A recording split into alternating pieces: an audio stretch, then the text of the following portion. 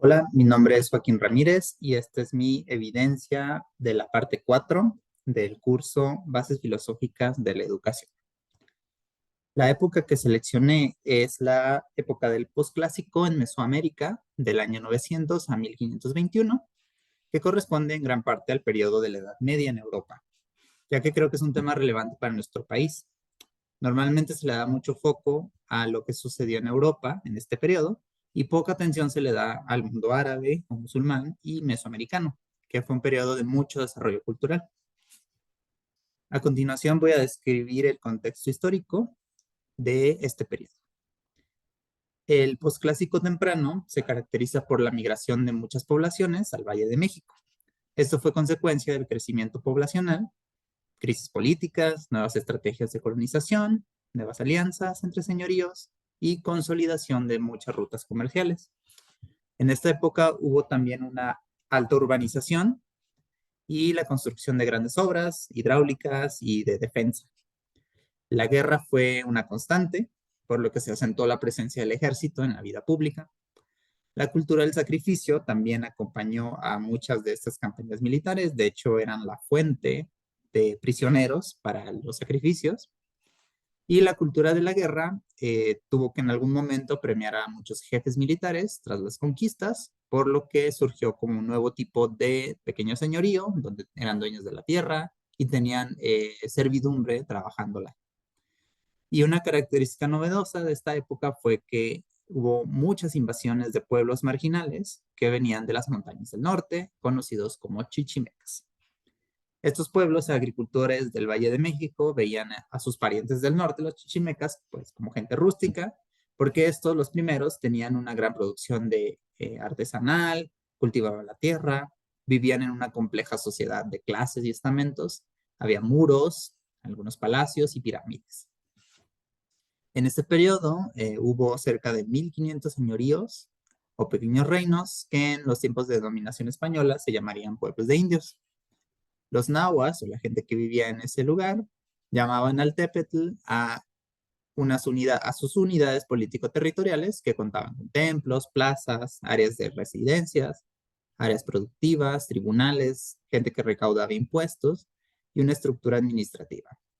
El gobernante superior era el Tlatoani y su monarquía era conocida como Tlatocayotl. Cada ciudad estaba formada por comunidades más pequeñitas, que eran los barrios, o también llamados calpuli, y estaban unidos por lazos de parentesco. Los calpulis agrícolas, o sea, los barrios especializados en la agricultura, tenían dos tipos de tierras, las que eran familiares y las que eran comunales.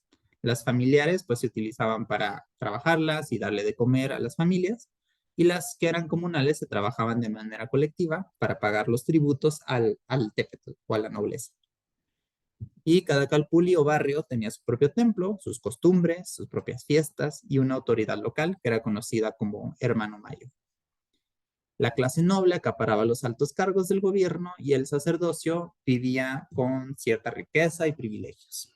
Por el contrario, la gente del pueblo o los macehualtin pagaban tributo y debían trabajar en las obras públicas y combatir en la guerra.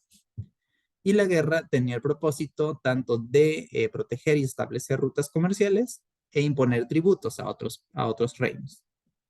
Pero también siempre tenía un carácter religioso. Si el dios Huitzilopochtli era atacado, entonces la población debía de ir al combate. Todo esto contribuía al rito más importante de ese tiempo, que eran los sacrificios humanos, y en ese ritual se le extraía el corazón a un prisionero y se le ofrecía a los dioses. La cabeza era removida para clavarla en el zompantli y se le arrancaba una pierna para cocinarla en el palacio.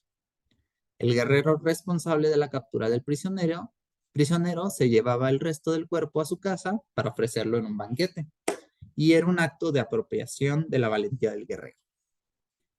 Ahora hablaré de la vida, cómo era conceptualizada la vida en ese contexto. La vida para los mexicas era conceptualizada a través de sus mitos y dioses. Debido a la estratificación social, un plebeyo veía la vida a través del trabajo para alimentar a su familia y para pagar el tributo a la nobleza. Su sentido comunitario residía en la participación en las fiestas del Altepetl y en la guerra, donde podía convertirse en un héroe. Por la parte de la nobleza, su vida giraba en torno a la práctica religiosa, a la administración pública y a los lujos.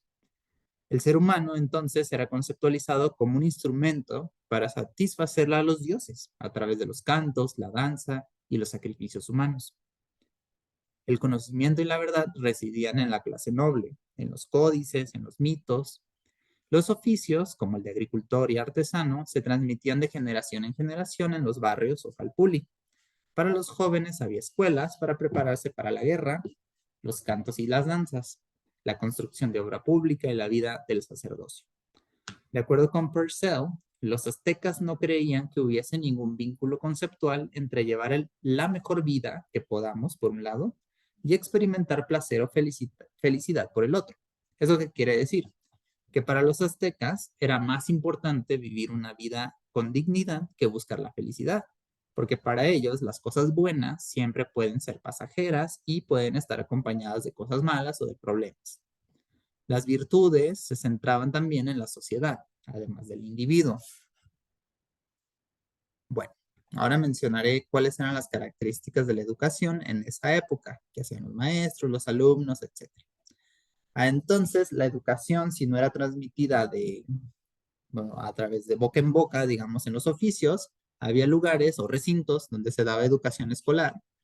Y esto sucedía en recintos de reclusión para jóvenes nobles, por ejemplo. Ahí aprendían a conducir el ritual, a interpretar los códices, a transmitir los relatos históricos, a declamar con solemnidad y a pelear cuerpo a cuerpo para tomar prisioneros. Algunos jóvenes se integraban al sacerdocio, mientras que otros salían a contraer matrimonio.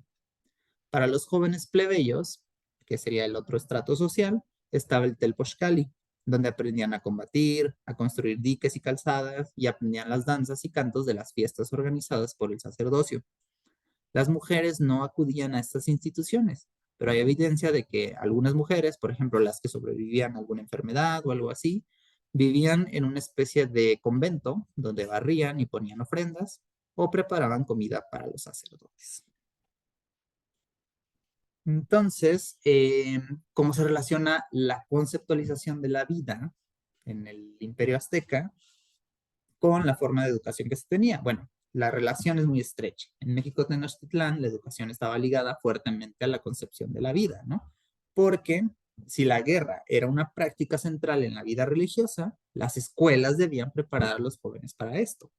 Recordemos que la vida pública estaba dictada por la clase noble y el sacerdocio, así que el sacrificio humano era una práctica necesaria, la cual se alimentaba de la captura de prisioneros durante la guerra. Asimismo, los rituales del sacerdocio requerían de una población que supiera los cantos y las danzas, por lo que se les daba esa instrucción en el Telpochcali. La verdad residía en la nobleza y el sacerdocio, por lo que la educación también debía de garantizar esta estructura, que los plebeyos aceptaran que la tributación a la nobleza era importante o era parte fundamental del funcionamiento de la sociedad.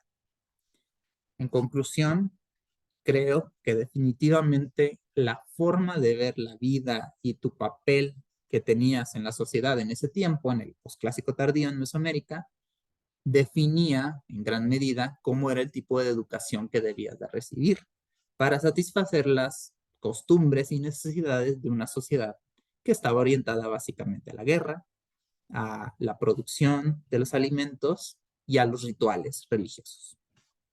Muchas gracias.